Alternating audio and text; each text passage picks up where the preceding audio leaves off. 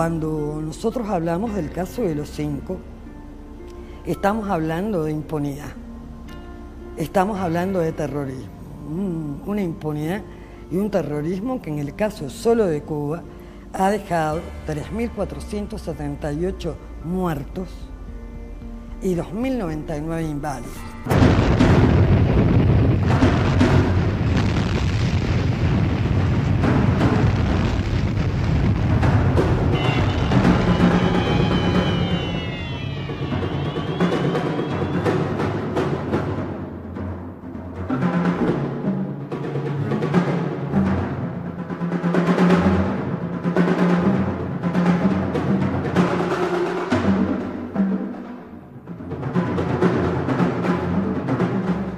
Colocaron bombas en la bodeguita del medio, colocaron bombas en el Hotel Capri, colocaron bombas en el Hotel Copacabana, colocaron bombas en la cabina telefónica del Hotel Nacional de Cuba.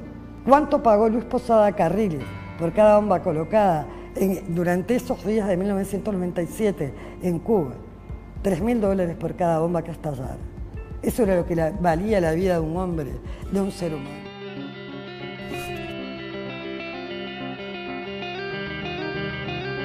Esa organización, el 24 de febrero de 1996, cometió su última violación al espacio aéreo cubano, invasión al espacio aéreo cubano con una flotilla de naves, una provocación terrible, y Cuba, el gobierno cubano había advertido al gobierno estadounidense que no iba a permitir una sola violación más de su espacio aéreo.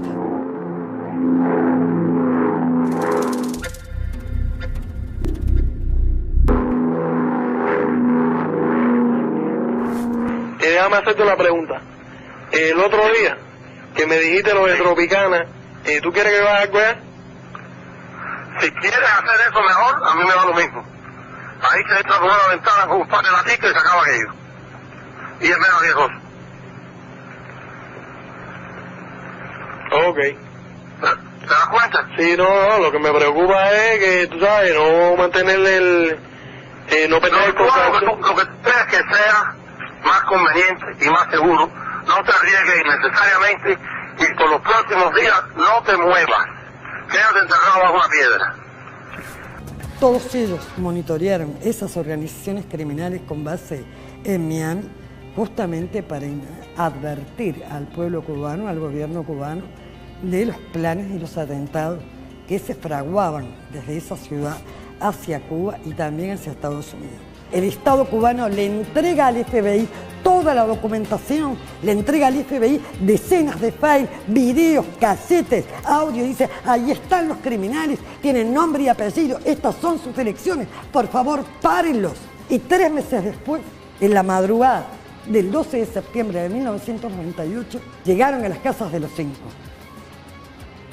Hasta el día de hoy no hay un solo detenido de los criminales que fueron denunciados.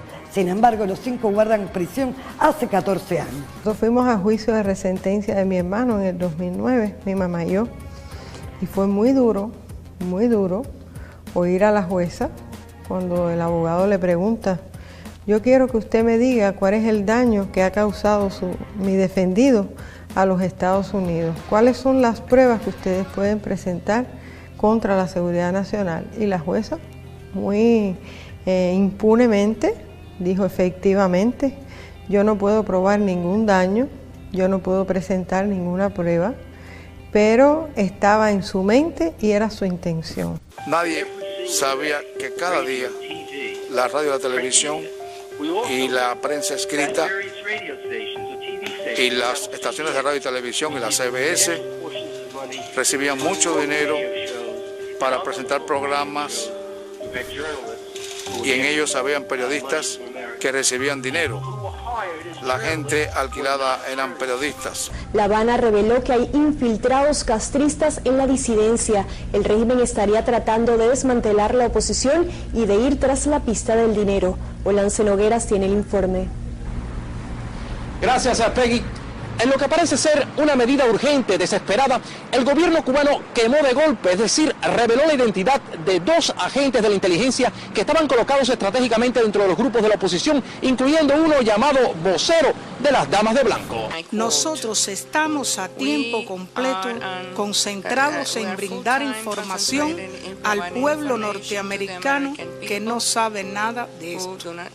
Por dedicarse a tiempo completo, recibió de ese gobierno más de $250,000. Leonel Morejón Almagro obtuvo de ese gobierno miles de dólares en septiembre-octubre de 1995 para crear en Cuba una organización que denominó Concilio Cubano.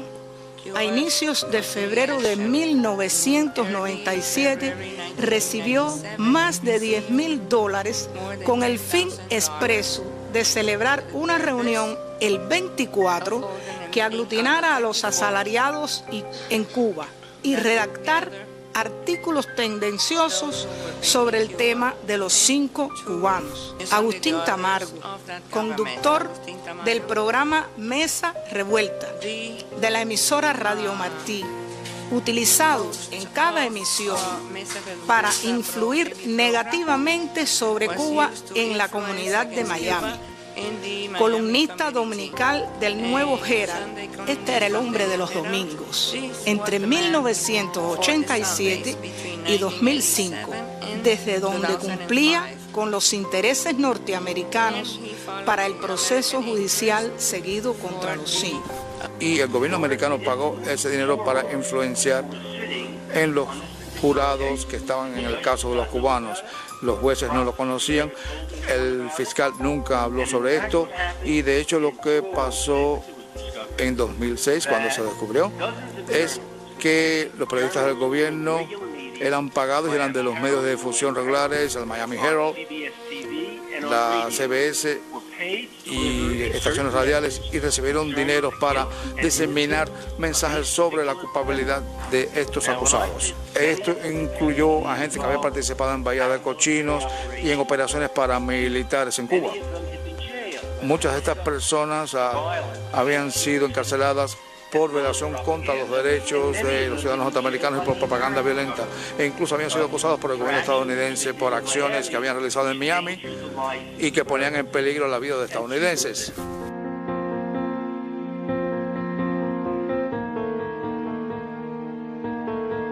Nosotros tenemos dificultades también para viajar. Nosotros no podemos montarnos en un avión e ir a verlos cada vez que queremos.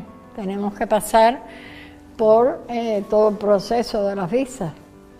Entonces, cuando uno va, han pasado 2 años, ya uno va viendo el estrago que el tiempo va haciendo en ellos y lógicamente ellos a su vez se percatan del estrago que el tiempo y la situación va haciendo en uno también. Me preocupa mucho también si vamos a podernos reunir o no, porque cuento con 73 años. Esta lucha también tiene un costo en cuanto a salud para uno. ¿A qué le teme Obama hoy o a quiénes le teme Obama hoy para limpiar la imagen del gobierno de Estados Unidos en cuanto a la justicia? Obama tiene la posibilidad, si aún tuviese duda de que estos hombres son inocentes, de preguntarle a su actual director nacional de inteligencia, a James Clapper, que fue testigo durante el juicio, que fue testigo donde declaró que ninguno de estos hombres habían hecho daño a la seguridad de Estados Unidos.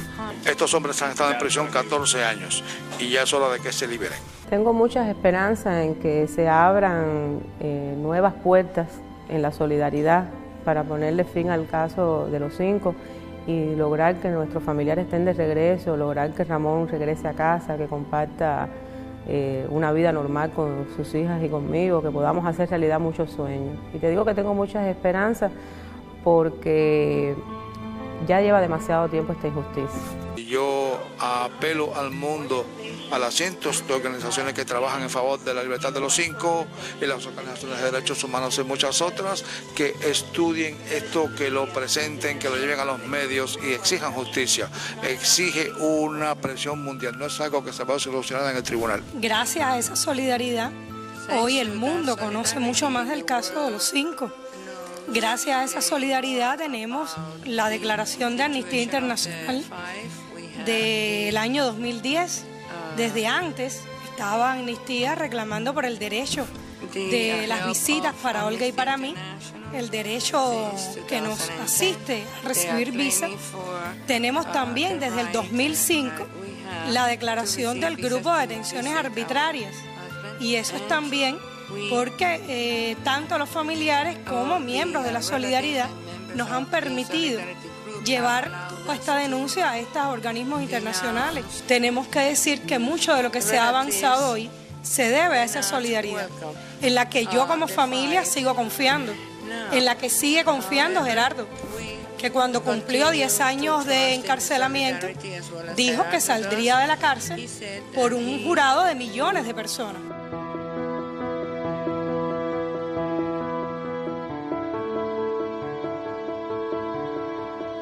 Nuestro hijo también formó parte de ese grupo que ha salvado tantas vidas, ¿no? Porque gracias a las informaciones que ellos recogían de esos grupos terroristas, pues en nuestro país se pudieron evitar muchas muertes, muchos lutos en muchas familias. Cuando se lucha contra el terrorismo, se lucha por la humanidad.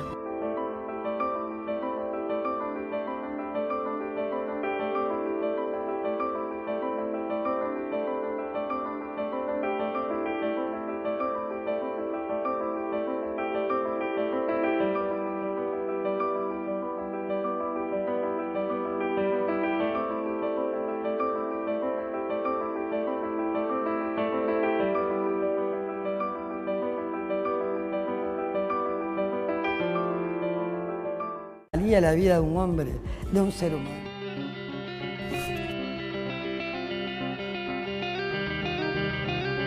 Esa organización, el 24 de febrero de 1996, cometió su última violación al espacio aéreo cubano. Colocaron bombas en la bodeguita del medio, colocaron bombas en el Hotel Capri, colocaron bombas en el Hotel Copacabana, colocaron bombas en la cabina telefónica del Hotel Nacional de Cuba. ¿Cuánto pagó Luis Posada Carriles por cada bomba colocada durante esos días de 1997 en Cuba? $3.000 por cada bomba que estallara. Eso era lo que era una impunidad y un terrorismo que en el caso solo de Cuba ha dejado 3.478 muertos y 2.099 inválidos.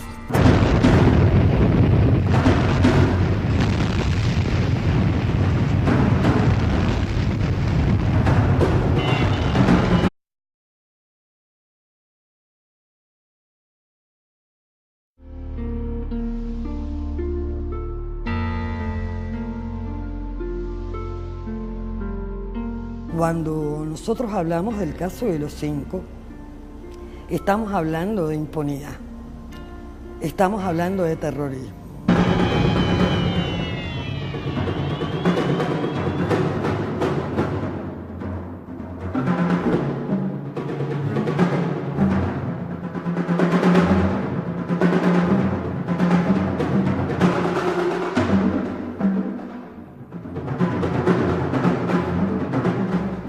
Colocar